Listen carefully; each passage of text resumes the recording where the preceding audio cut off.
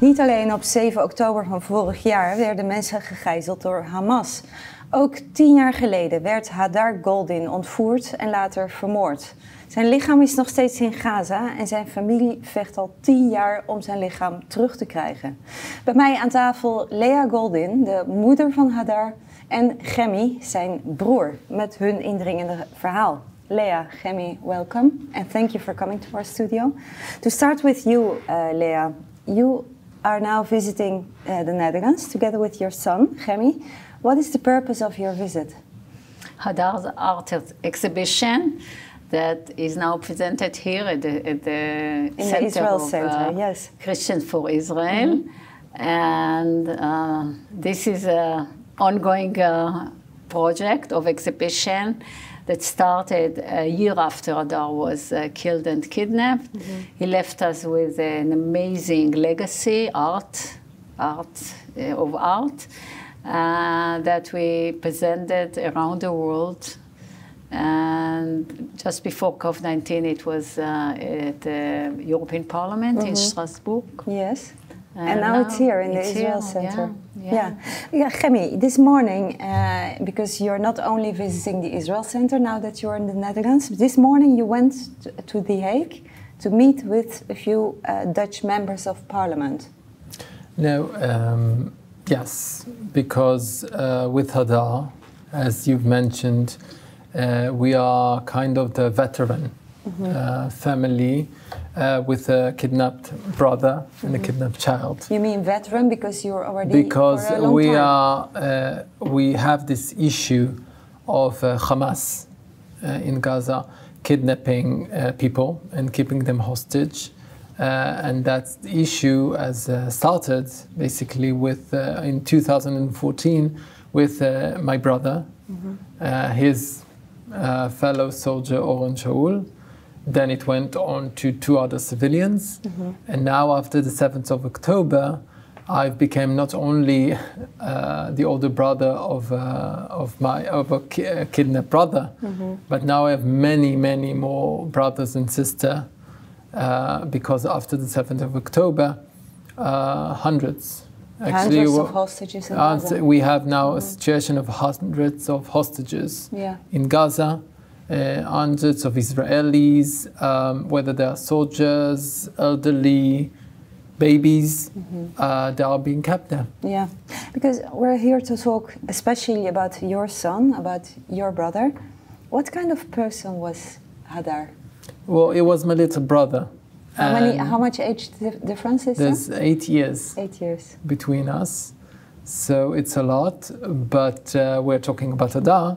But my parents gave me 2 brothers. I mean, the twins.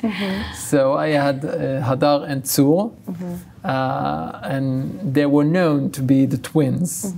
So as a big brother, I loved them a lot. But they knew how to, destroy my Lego, of course, that's pick what up a do. fight, and do a lot of things, and to make me laugh. Yeah. Now, but Hadar, in that sense, my brother Hadar, he was an artist. He was a painter. He loved to do capoeira. I think he loved life, and. To be honest, the last time I saw him was just before I was on his engagement party. So he was recently engaged. He was recently engaged. He was supposed to be married within a month, and unfortunately, that didn't happen. No. So he's my brother. Yeah. In all respects. Yeah, I heard you laughing when he was talking about his little twin brothers destroying the Lego. What is your memory of Hadar? What? What is your memories of Hadar? If you think back about him as a boy, as your son. Memory? It's not just one memory. It's a lot of memories because he had this skill to make us laugh. Even it was the most tense situation in family. He had this way of showing us to the right place and forget about the tense and start laughing. I mean, it was a real skill. Like the smile on the picture that we have here. Yeah, you can see it's not an outside smile, it's an inside smile. Yeah. So if we go back to the 1st of August 2014, this was during the Operation Protective Edge, an operation of Israel in Gaza, and your brother was also in Gaza. Can you take us back to that moment? What happened? Well, two of my brothers, the twins, were both officers in the Israeli army. Yeah. And they declared a ceasefire. And that needs to be said because my brother is not the victim of a war as he is a victim of a ceasefire. You mean that during the ceasefire he was captured? He seized his fire. On the 1st of August, they've decided that they would stop the fire and there would be a ceasefire in order to make progress in all respects. And Hamas didn't obey the ceasefire. So my brother had put his weapon down, Hamas didn't. And actually my brother, in his obedience to the international community, to a ceasefire brokered by the UN and by the US, and by everyone, he got killed, kidnapped, and is still in Gaza to this day. So on the 1st of August, actually, when we were told, we all came home. And my mother actually said that he is kidnapped. And we spent the Shabbat, it was a Friday, so we spent the Shabbat actually calling out for everyone. We got letters from the Pope, we got all the press, we went down and we said then what we're saying still now. The most important thing is to bring our soldiers back and not to have a case of hostages. Right, so exactly. that was then, and it's been an ongoing journey. Since then? Ever since. When was the moment that you realized Hadar is not alive anymore? Well, after the Shabbat, officers from the army came and said that according to forensic evidence, the chances that he's alive are very low. But to make it clear, we got his uniform, his clothes, and I'm saying it as a Jew, that does not allow to do the proper respect for a person who died. So that's the message, that's what we got. And as my father said, it doesn't matter. Because if you don't bring out the dead, you will betray the wounded, and at the end, they will get them and kidnap them alive. Right. So you say it's I'm saying this on 2014, and speaking after the 7th of October, it's a great shock. It's an awful. Yeah, it's awful. Yeah. When you heard this news, that he was kidnapped, that you also later heard that he wasn't alive anymore, how was this? This is your younger brother. How was it for you? There's a moment in time that stops. I mean, that's my my feeling. Yeah. I mean, there is a Chemi before and Chemi after. There's a very famous song, poem in Israel that's a part of you stays there. Yeah, and that's what happened. That when someone dies, a part of you dies with him. Yeah. But, and as we said, with this art exhibition, my brother left us his art, drawings and paintings, and on every piece of paper, on T-shirts, and and canvas and everything. So when people ask me, I'm saying we are 4 brothers. Yeah. So in that sense, my brother is still with me. Yeah, through the art and through the memories. Through the art, through the memories. Yeah, yeah. Leah, when we were preparing this interview, you told me that for you it's very hard to go back to that moment when you heard about the abduction, that you heard that your son was killed, and that it makes it also hard to make an interview. But let's talk about afterwards, because you heard he's abducted, you got letters from the Pope, from all important people around the world supporting you. How did you give meaning to your life after you heard this? Simple answers. The meaning is adding a new project called the Hadar Project to all that I've been doing beforehand. The feeling is running with a knife stuck in your heart, because soon after it happened, Ayelet, my elder daughter, she actually defined us as a bereaved hostage family. Yeah. We are hostages by this whole thing. The family. As a family, because we have to invent all our energy to bring him home, and don't have any bit of energy to cry. And this is the situation. Now, first of all, we decided to continue our work, our normal work, but on top of this, we start our journey to the international arena, to the UN, to the US, to the EU, to those that were responsible for the ceasefire.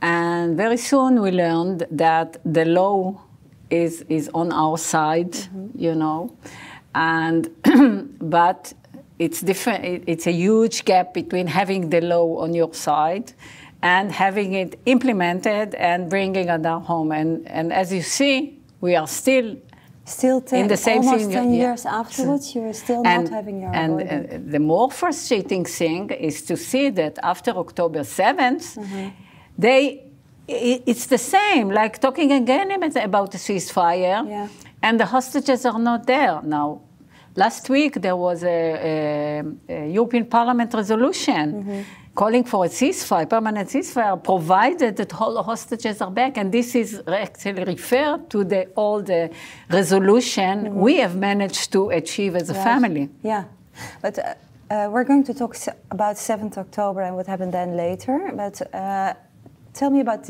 these 10 years of fight that you had. You tried to release the body of your son from Gaza. What things did you do? Yeah. You went to the first UN, of all, you said? Yeah. First of all, the reaction was there is nothing to do. They are terrorists. So we in the Goldin family do not accept this kind of reaction, because this is my son, and we are going to bring him home. This is our promise, and this is the state promise. No soldiers are left behind. So then we were told that it's against the humanitarian law, because seeing all those lorries going into Gaza with goodies, like thousands of lorries every day, with merchandise and businesses as usual, was very frustrating, because we would like to see Gaza like Singapore next to us, you know, but first bring my son hostages home. It's my son Hadar and Doron Shaul, another story, and 2 civilians that were put in this you say package. that people have to be more firm about it. First release the hostages and then... but this is what the Goldin family is saying, and all the rest of them were sitting back and acting and do as business as usual, explaining us that this is the humanitarian support and you cannot stop it according to the international humanitarian law. But this is wrong. This is wrong, because the humanitarian, international humanitarian law is not that commit to the humanitarian imperative.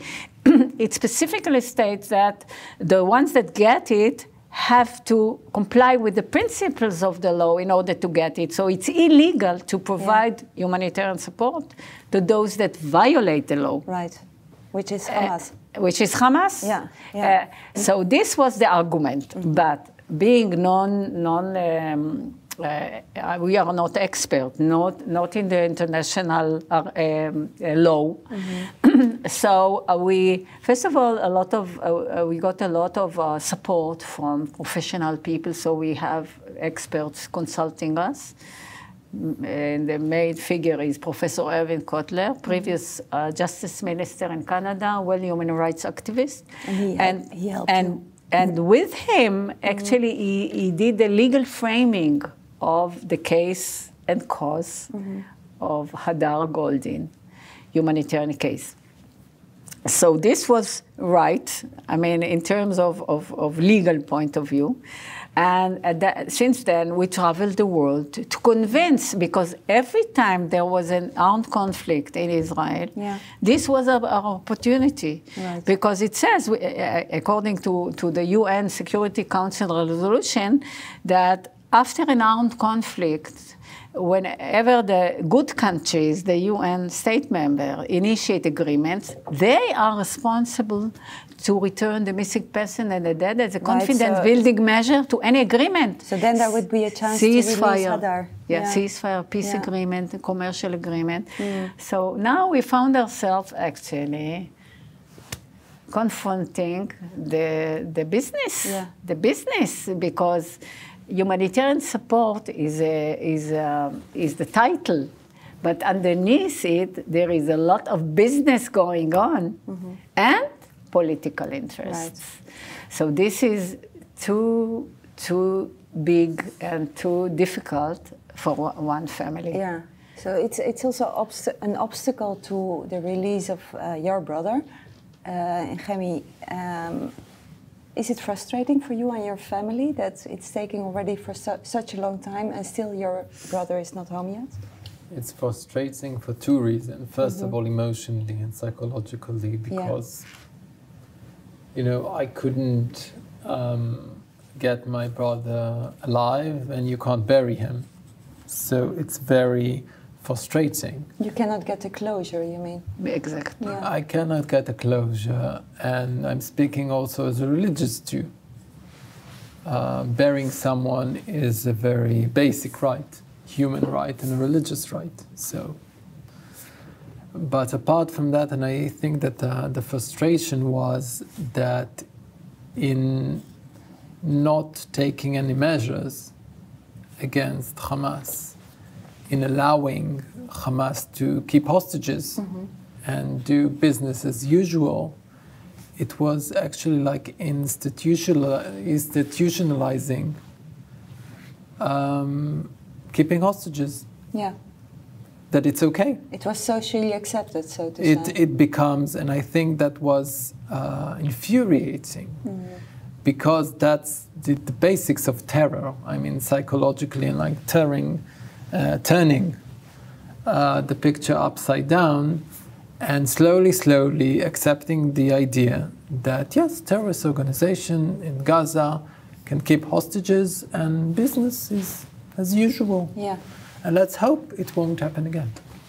So it was on a personal note, a human note, as it is my brother.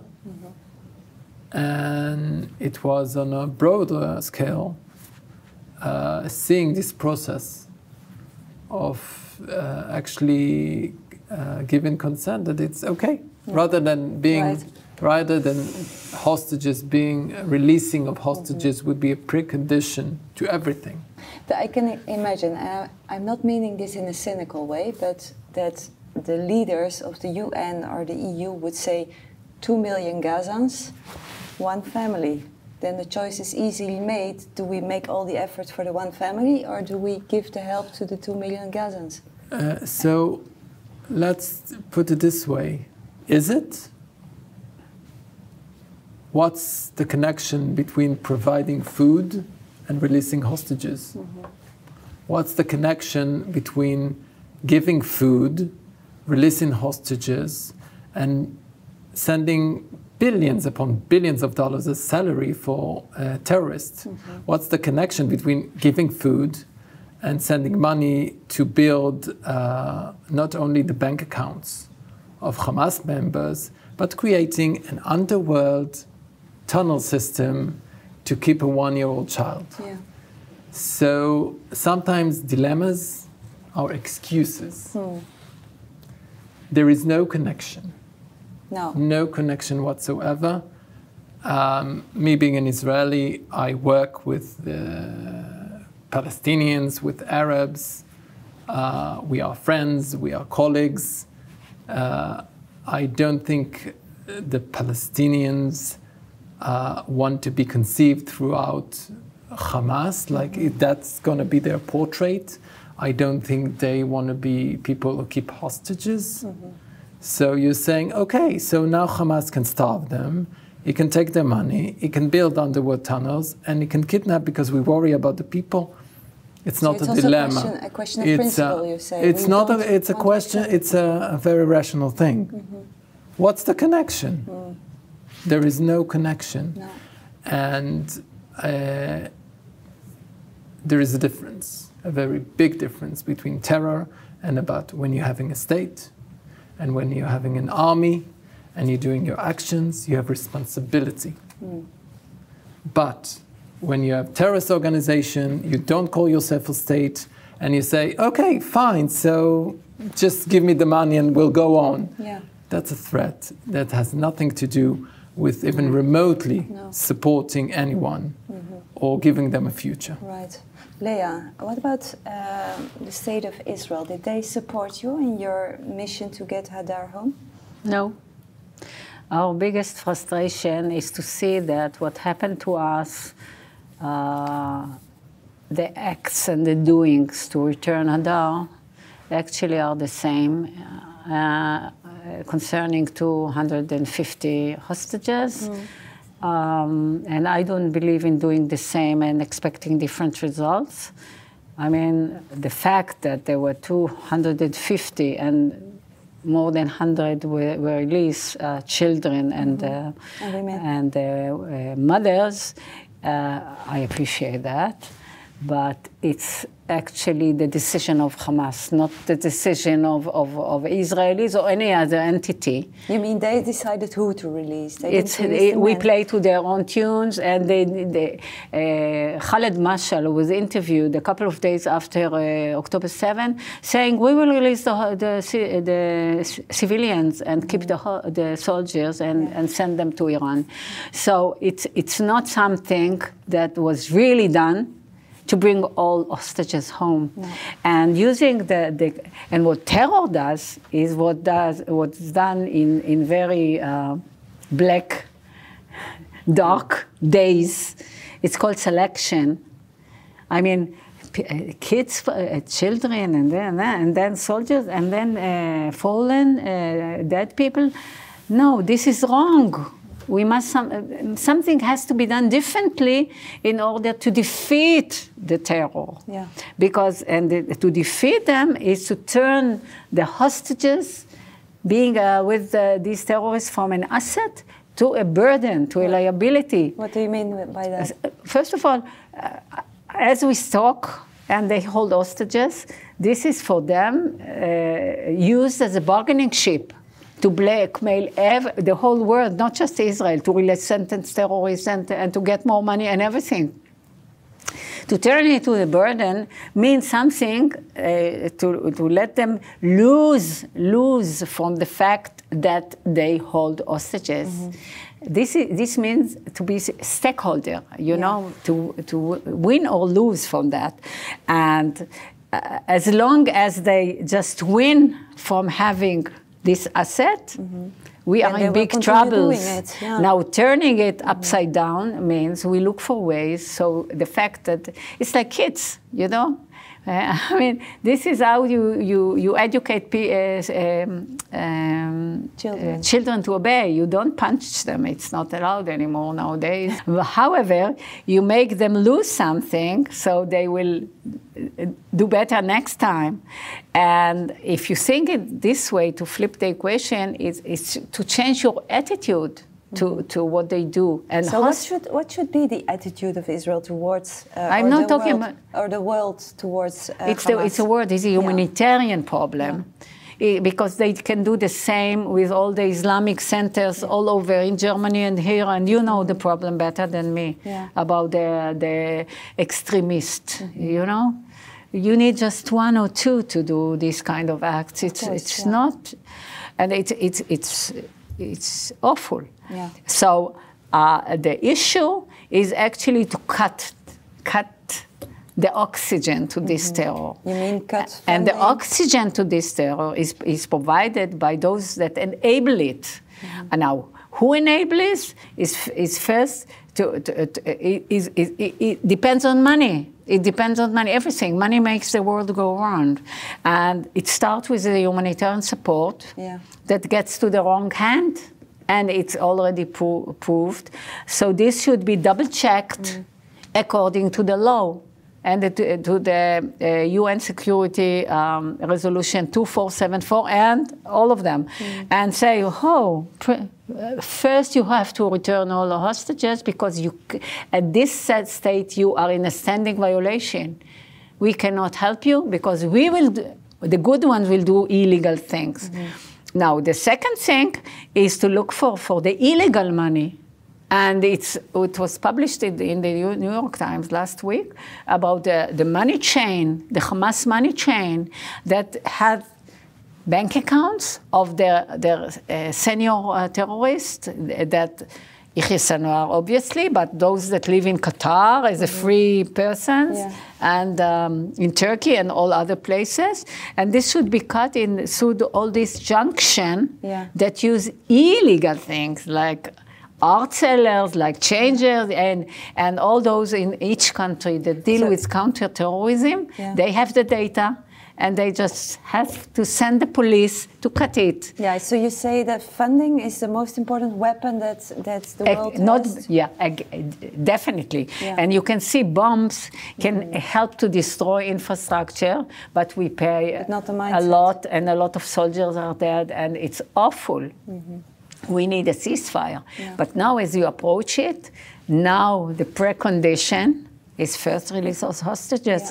And we need the whole world calling for a ceasefire, but create the link that precondition is release all hostages, dead and alive. And for that, stop the money.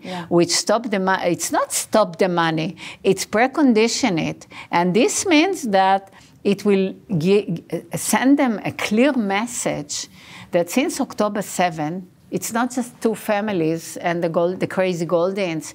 It's a problem. And we are not going to accommodate it anymore. And this should be, like they use like a case study, a most urgent one, because every day they murder the hostages, like a test case, you know, to show that if we do other things, we can control, we can influence, and we can live according to our values and not like give in to terror acts. Right. We are almost getting to a finish, but I want to ask you, Gemi, what would be your message to the people who are watching this interview? What can we do to support your cause and the cause of all the families of that are kept hostage in Gaza? So the first message is to look to your children in the eyes, to look around and ask yourself, is hostages okay?